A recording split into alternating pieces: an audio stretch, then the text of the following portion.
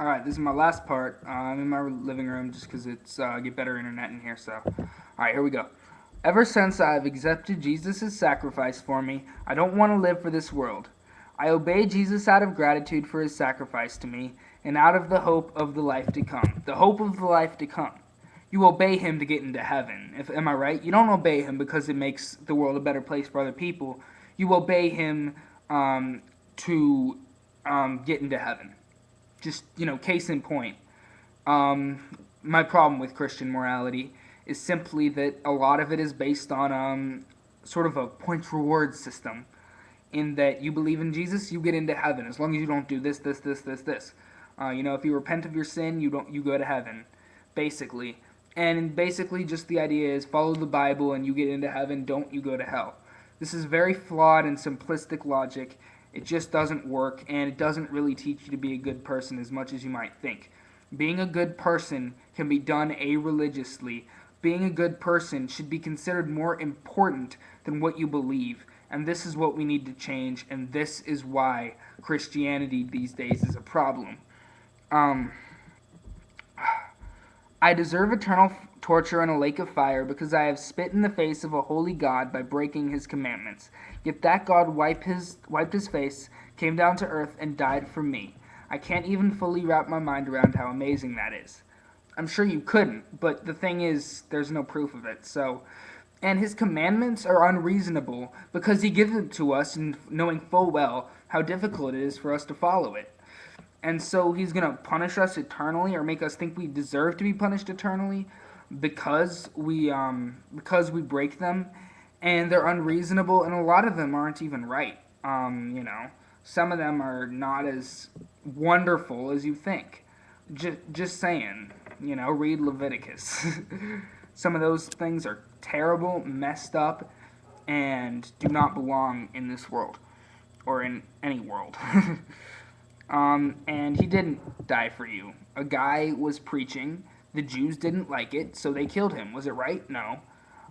But that's basically what happened. That's what the evidence shows, and that's what I believe. I don't believe this stuff. Okay.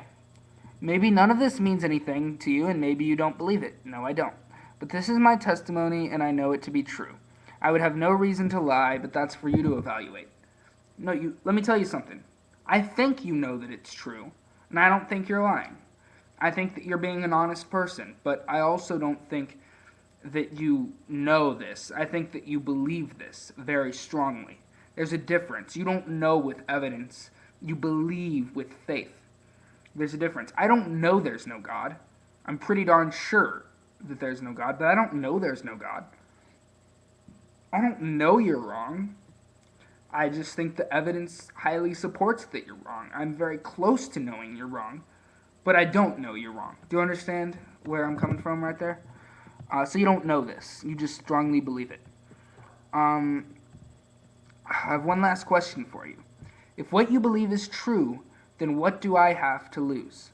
Sure, I'll miss out on some of the pleasure that the world has to offer, but in the end, we all just rot in the ground. If I'm correct in what I believe, what do you have to lose?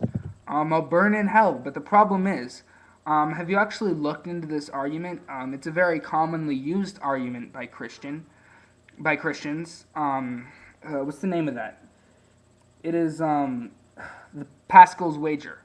You should look into some other atheists' response to Pascal's wager, because that in itself really explains a lot, and explains how different forms of beliefs, aren't being taken into account, and the fact yours being right is just as likely as the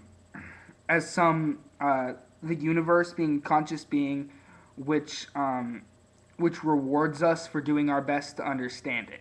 So I'm just as likely to be rewarded for not believing because I see no evidence as you are likely to be rewarded for believing in God.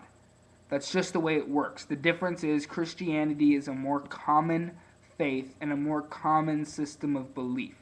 But when it comes to the way the world works, those two are just as likely, and they're both highly unlikely.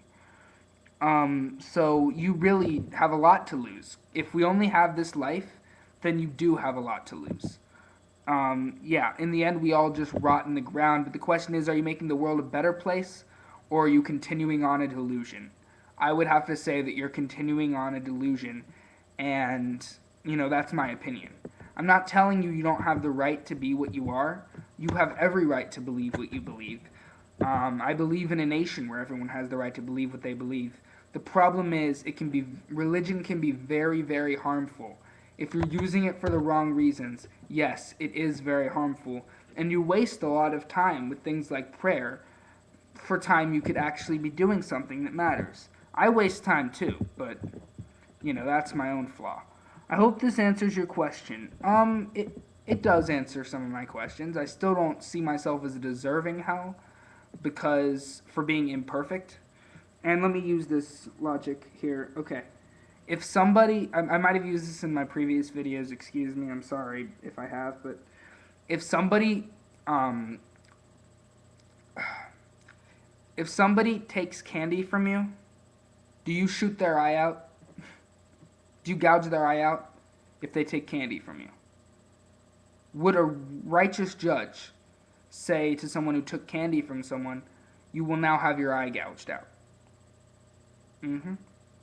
Okay, now imagine that a punishment like that 10 times worse, 1,000 times worse for a crime that's only, what, a couple times worse than taking candy? It's a wrong thing. I mean, even if you're right that what someone's doing is wrong, eternal fire is like infinite of that punishment. Do you understand this? It's infinite. It's not fair. It doesn't give you any chance for redemption. So there's nothing just about hell. There's nothing just about infinite torture and suffering. Even if I did slap God in the face, talk crap about God all my life, then I deserve a lifetime of suffering, perhaps. Maybe more. But not eternal suffering. No one deserves that. Everyone deserves a chance to build their way back up. Everyone who's fallen deserves a chance to build up, become better, and reach that inner heaven. A perfect afterlife, a perfectly just afterlife, would give people that chance. Feel free to ask any questions or make comments. I'm happy to continue the conversation with you. I realize that this is a lot of writing. Sorry about that. Dude, on that point, no problem. I love hearing thoughts. Thank you for your honest opinion. I don't agree with you, but thank you for giving me your honest thoughts. I do appreciate that. If you have anything to respond to this with, please do. I got, this is the last part. And to everyone who watched all of this, thank you for watching this.